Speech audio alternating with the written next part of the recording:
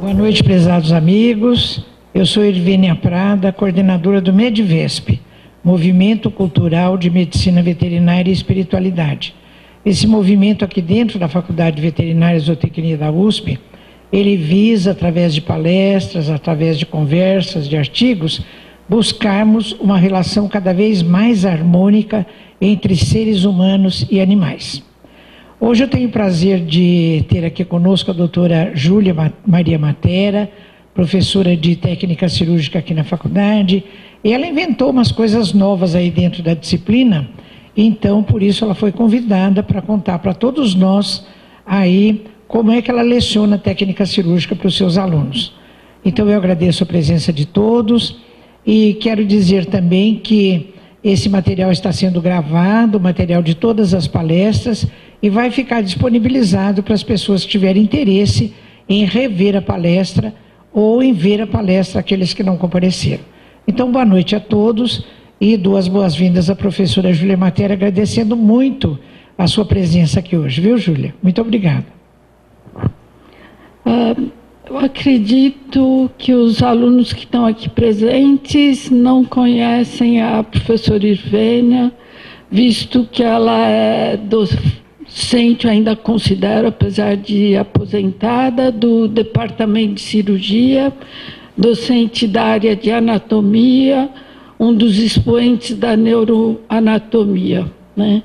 Infelizmente, ela não ministra mais aula aqui na faculdade, o que é uma grande pena e uma grande perda para o conhecimento dos nossos alunos, né? Então, muitos tópicos que estão voltados a esse assunto advêm do grande conhecimento que ela tem da neuroanatomia, não só animal, mas colocando como comparada, né? Até se vocês pegarem alguns textos, alguns livros, esses dias eu estava relendo e vendo um pouquinho 2 livros, e nesses 2 livros, Irvênia, você é extremamente citada. E esse livro se chama Ecologia e Animais, né? Ensaio a partir de uma indignação ética, né? E nesse livro a sua pessoa é várias vezes citada, né, dentro desse contexto. E até no final de todos os slides eu coloco como sugestão a leitura desse livro a quem possa interessar. E um outro livro que é traduzido, que se chama A Vida Emocional dos Animais, Alegria, Tristeza e Empatia nos Animais, do Mark Bekoff, né?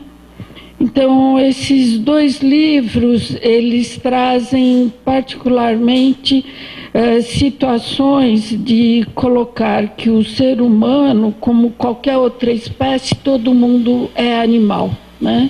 Somente a forma de comunicação entre essas espécies é que se difere. E várias vezes neles vocês vão encontrar também que o homem, apesar de se considerar superior, existem algumas áreas da anatomia, da conformação estrutural, né? Numa grande semelhança e em algumas espécies até superior a nós mesmos, né? E aqui nesse livro, né, ele coloca, e eu faço questão até de fazer um pouquinho a leitura, porque eu separei para comentar com vocês, que as baleias, num artigo de 2006, né, da New Science, coloca sobre as emoções das baleias, e esse artigo anunciava que todas elas, né, a jubarte, a afim, as orcas, as cachalotes, têm células fusiformes na mesma região do cérebro que os seres humanos, né? essas células estão na mesma posição do cérebro do homem, né?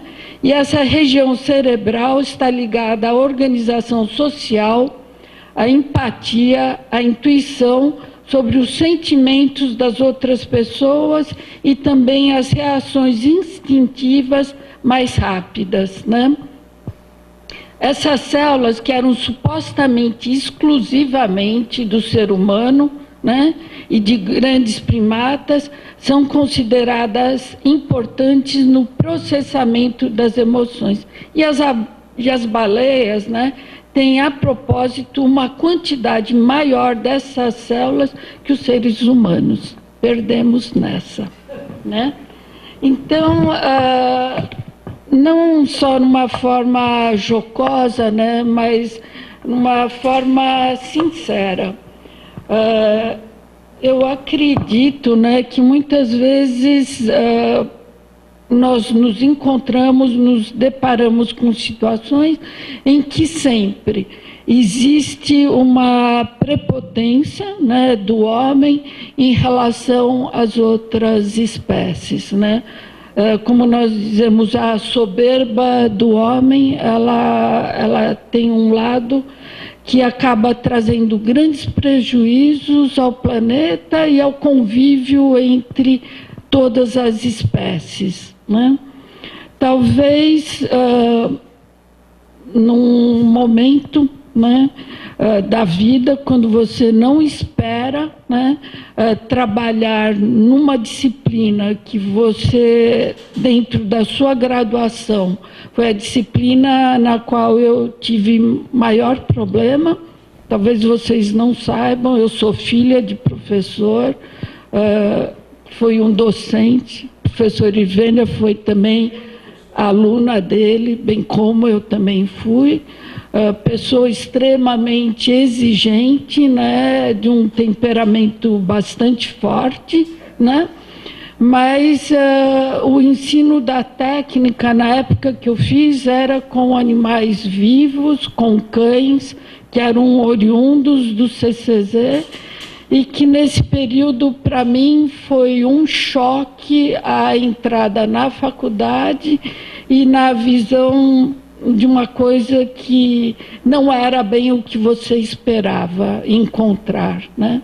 E ainda hoje, na reunião de departamento, nós estávamos, às vezes não, nós estávamos discutindo, né, sobre a área de ensino no departamento e ver como nós conseguiremos trazer, né, porque nós vemos que o aluno, muitas vezes, ele está distante de nós e nós distantes de vocês, né? E sem conseguir, muitas vezes, fazer a passagem de conhecimento, né? E que, ao mesmo tempo, para você que é docente, te traz, assim, uma certa frustração, né? Vendo que todos estão habilitados, mas muitas vezes nós estamos pouco habilitados na transmissão de conhecimento, né? Então, hoje a discussão era essa, e as gerações que vão se distanciando, né? E essa dificuldade, apesar de todos quererem trazer o melhor. Eu diria que a técnica foi assim, quando eu tive a chance de sair da posição de médica veterinária do hospital, dessa instituição, depois de 10 anos trabalhando como veterinária, né?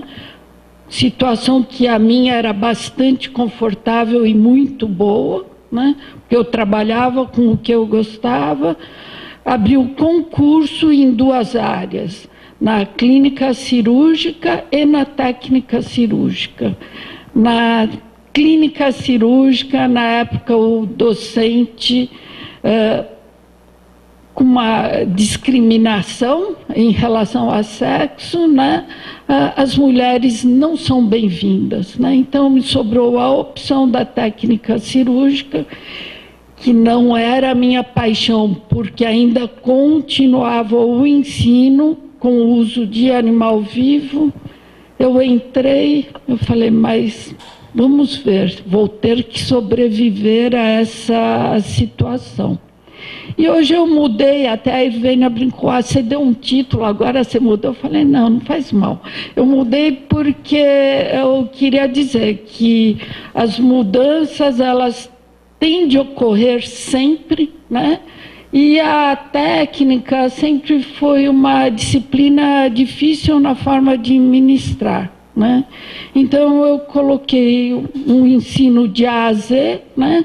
Principalmente uma vez que nós passamos a trabalhar com cadáveres e é possível ensinar qualquer tempo cirúrgico, seja a diérese, a hemostasia ou a síntese, num cadáver, né? Só depende da forma com que nós colocarmos. A universidade eu vejo como um local de ensino, né, de extrema importância para formar novas mentalidades, novas cabeças que sejam transformadoras para o nosso futuro, né?